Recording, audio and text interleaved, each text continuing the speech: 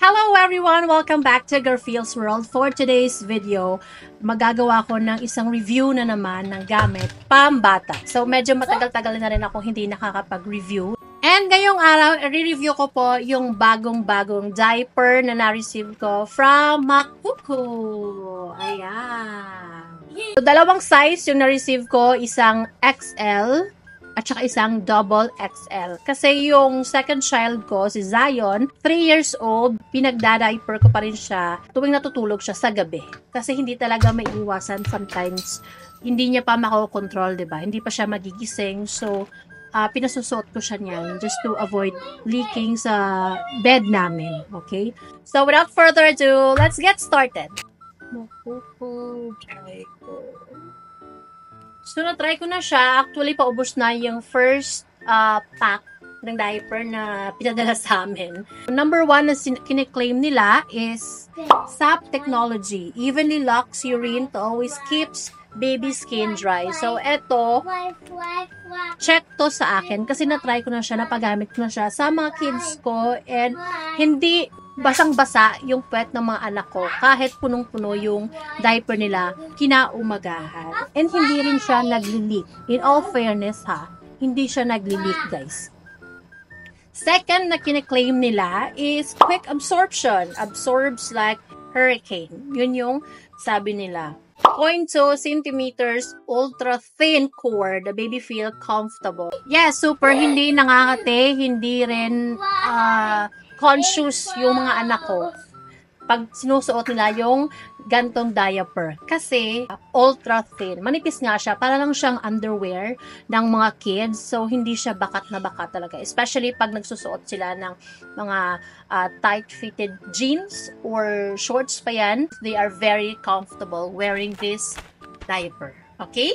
So, ito po yung Makuku Air Diaper Soft Care na version nila. Mamaya papakita ko sa video yung actual na pagsusuot ng aking mga kids gamit ang Makuku diaper. For now, ating itatry dito mismo yung kanilang kiniklaim na quick absorption and kung dry nga ba talaga siya or something like that. Okay, ito po yung itsura ng kanilang XL diaper. Alright, pag binuksan nyo na. Ayan. So, ganyan. So, ito yung kanyang front. Ito naman ang kanyang back portion. So, I would say, sa physical na anyo, tsaka kung titingnan mo nga rin naman, wala siyang pinagkaiba doon sa medyo may kamahalan na brand. I think the only difference is, yung mahal na brand is ang bango kasi talaga nun. Yes, super bango. Kahit punong-puno na ng wiwi, mabango talaga siya. Ito mabango din siya, pero minimal lang. Sinusuot to ng aking third child. Nasa 10.3 kilograms na siya ngayon. Yung height niya is 83 centimeters. So, yes, saktong-sakto lang to sa kanya. Sa more than a week na nasusuot niya to, never ko pang nakita na nag-leak siya kinaumagahan. The only thing na nanonotice ko is siguro kasi sobrang bigat na ng diaper kasi punong-puno na ng ihi. Ayan nga, medyo makikita mo parang nagsasag, yung sa term namin galoy-loy na ang diaper niya. Minsan nga nagba-bounce-bounce yung baby ko kasi nilalaro-laro niya. But when it comes sa leaking, sa amoy, wala siya. So, eto naman yung sinusuot ng aking second child, si Zion. And right now, nasa 19.5 yung kanyang weight. And so far, comfy naman siya. Hindi si Zion naging conscious. Hindi ko pa siya naririnig na nagre-reklamo. Like, Mommy, so itchy here. Kinakamot niya yung puwet niya pag hindi niya type yung pinapasuot sa kanya. Or hindi rin siya nagsasabi na bumpy. Kasi parang, alam mo yun, may mga diaper, diba, na medyo makapal din. And may mga bata na hindi sila ganun ka-komportable pag ganun kakapal. Kasi minsan yung anak ko yun, arte din yan eh.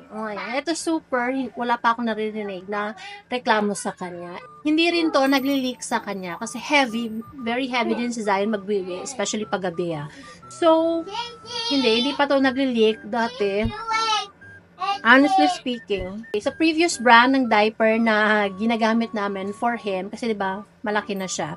So, pag pinapasuot ko siya ng diaper na yun, It's every morning talaga, meron talaga ako nakita na nag-leak sa bed. So, alam mo yun, another trabaho na naman malabada kasi 'di ba babantot yung beddings pag hindi natin linabhan ulit. So, eto so far wala. As in wala talaga guys. Hindi ko lang alam ha pag kayo mismo yung nag-try sa mga anak niyo. But so far sa mga kids ko, hindi pa siya nag-leak overnight. Wala ring amoy na mabantot or something like that. Maaamoy mo na amoy yung wiwi or ganun. Wala siya. And eto na nga, okay, the judgment day. Charot! So, ititest na natin yung kiniklaim nila na quick absorption Chorba-Lo. Okay? So, eto yung gagamitin natin. Hindi po siya wiwi I'm so sorry, hindi kasi ako nakakita ng blue na color para sa video ko. So, eto na lang. Yellow. Pero mukha nga siyang wiwi. Sorry po. Pero hindi siya wiwi. Tubig lang siya, guys, na may coloring. O, ayan. O, ito na siya. Lagyan na natin, ha.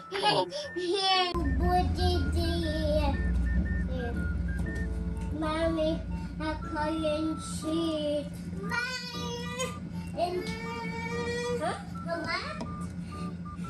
Mom, we should pee like this, Mama. Ayan. Ito. Very true talaga yung claim nila na quick absorption.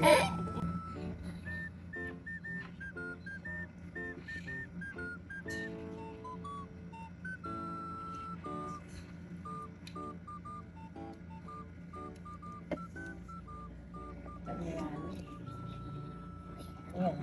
Awan naman na siya. In the boy. Ganun din.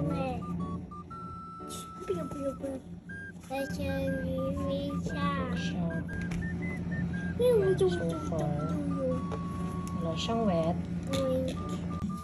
Natin yung tissue. Ayan. Wala talaga guys.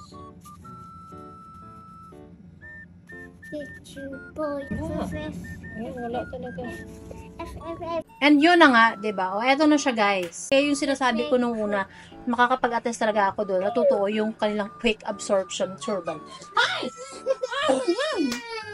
So yung anak ko, panay iaway nila, ewan ko nga ba. Ayun na nga, 'di ba? Nakita nyo naman gaano kabilis binuhos yung water and ayan talaga. Tapos ano pa? Trinay ko pang i-ano yung tissue, ganun din, wala rin siyang signs na basa yung tissue. This time, pipigain natin. Ang hirap talaga mag-vlog may kasamang anak! This time, pipigain natin. Kasi gusto nyo talagang malaman di ba? If scam ba yung ano na yan or whatever. Dito natin malalaman if tatagas. Wait lang. Wait lang, babe.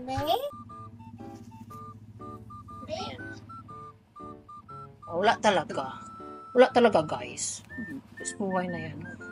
So, true din yung kiniklaim nila na SAP or SAP technology na nilalak yung urine para hindi mag-leak. At yan yung sinasabi ko, never ko pa talagang na-experience na nag-leak yung or tumagas yung ihi ng mga anak ko sa beddings namin. Hindi pa talaga, guys.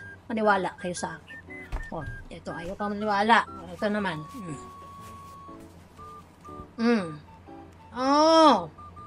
Wala talaga, guys. Kahit ano pang piga-piga ko dyan, guys. Wala talaga.